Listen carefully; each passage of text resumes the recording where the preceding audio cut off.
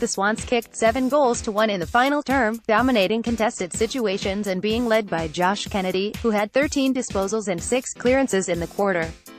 But as shown by On the Couch, 3 of those clearances from nearly identical center clearance structures.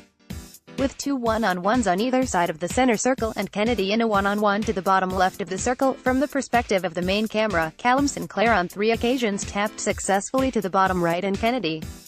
Round 7 how Sydney kept winning center clearances in the final quarter against Geelong.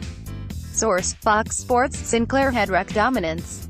Same spot, same result, clearance for Kennedy. Melbourne great Gary Leone said, "I heard Chris Scott on AFL 360 saying sometimes they're just too good, but this seems to be a structure thing where you'd have a look at it." A fourth Kennedy clearance saw Cats star Patrick Dangerfield copping the blame for a lack of defensive work.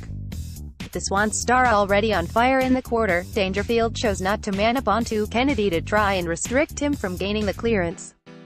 Kennedy did then win the clearance. A clearance late in Geelong v Sydney.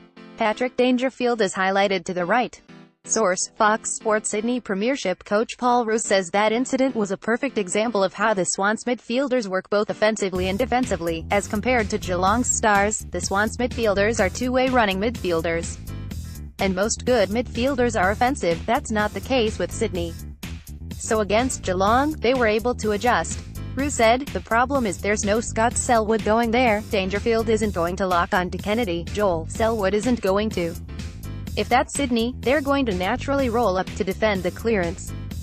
Dangerfield isn't going to." Brownlow medalist Gerard Healy pointed to Geelong's inability to stop the Swans from getting the ball to Kennedy as a reason to change their ruck setup. "Coaches have hijacked game 255. He suggested a return to the side for Zach Smith, who is better regarded with his ruck work than incumbent Reece Stanley. Something has to change with their clearances. I suspect Zach Smith, who's been in reasonably good form in the last 2 weeks, has got to come in."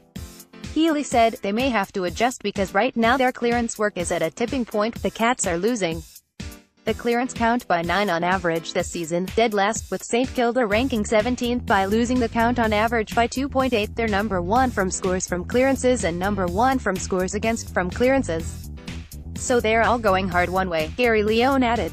The full extent of congestion 352. The solution, according to Paul Roos, is for the Cats to recruit or bring in a completely different type of ruckman, a big-bodied banger. The type of ruckman they need is a banger, a big body.